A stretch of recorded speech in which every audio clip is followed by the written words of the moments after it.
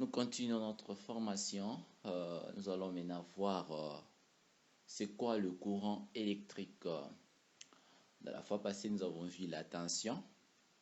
Et maintenant, aujourd'hui, nous allons voir, plutôt nous avons vu la puissance, je m'excuse. Alors, nous allons maintenant voir le courant électrique. Alors, on définit le courant électrique comme un phénomène physique qui provoque le déplacement des électrons. Alors, ce que vous devez retenir, c'est quoi? Un courant électrique, c'est juste les déplacements des électrons dans le matériau conducteur. Alors, le courant électrique, son unité, c'est l'ampère. Alors, aujourd'hui, je vais vous donner un peu une différence entre intensité et le courant électrique. Quand on parle de courant électrique, c'est juste les déplacements des électrons dans le matériau conducteur. Mais quand on parle de l'intensité électrique, c'est la quantité des charges qui circulent dans un conducteur par unité de temps. Alors, cette formule-là, tout ce que je viens de dire là, c'est dans des formules. J'ai dit l'intensité du courant est égale à la quantité des charges électriques par rapport à l'unité de temps. Voilà. Donc, à retenir juste que le courant électrique, c'est juste le déplacement des électrons dans le matériau conducteur. Et quand on parle de l'intensité, c'est juste le déplacement des électrons là par rapport à l'unité de temps. Alors, la loi d'Ohm nous explique bien quand nous avons la tension qui est égale au courant multiplié par la résistance. Alors, si nous tirons le courant, ça sera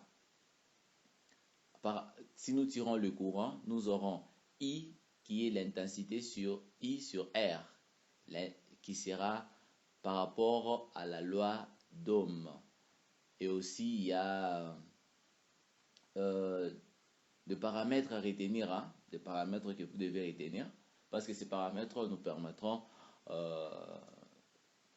dans les exercices, d'avoir une idée générale sur comment, quels sont le lien entre le courant, la tension, la charge, la puissance. Alors, à retenir ça que 1 ampère est égal à 1 coulomb sur 1 seconde.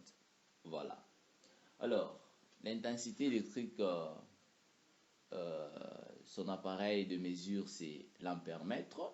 Donc, pour mesurer l'intensité électrique, on mesure avec l'ampère-mètre. Donc, à retenir que le courant électrique, c'est juste les déplacements des électrons dans le matériau conducteur. Et l'intensité électrique, c'est la quantité des électrons qui circulent dans un conducteur par rapport à l'unité de temps.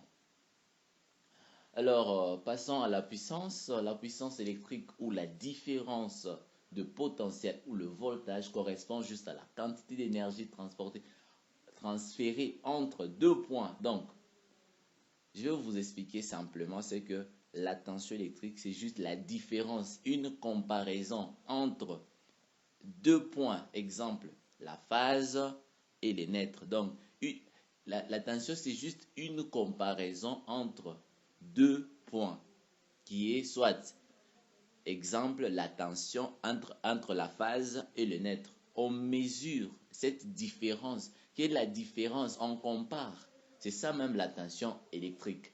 Alors, la tension électrique est mesurée à l'aide d'un voltmètre. Alors, nous avons deux types de tensions. Nous avons une tension simple et une tension composée. Ça, c'est à retenir pour un électricien. Alors, qu'est-ce qu'une tension simple? Une tension simple, c'est une tension qu'on mesure entre la phase et le neutre. La phase et le neutre. Mais une tension composée, c'est une tension entre phase et phase. Par exemple, ici chez nous, en RDC, nous avons une tension simple qui est de 230 volts et une tension composée qui est de 380 volts. Alors, à retenir sur la tension que la tension, c'est juste une comparaison, une différence de potentiel entre deux points. Et pour finir notre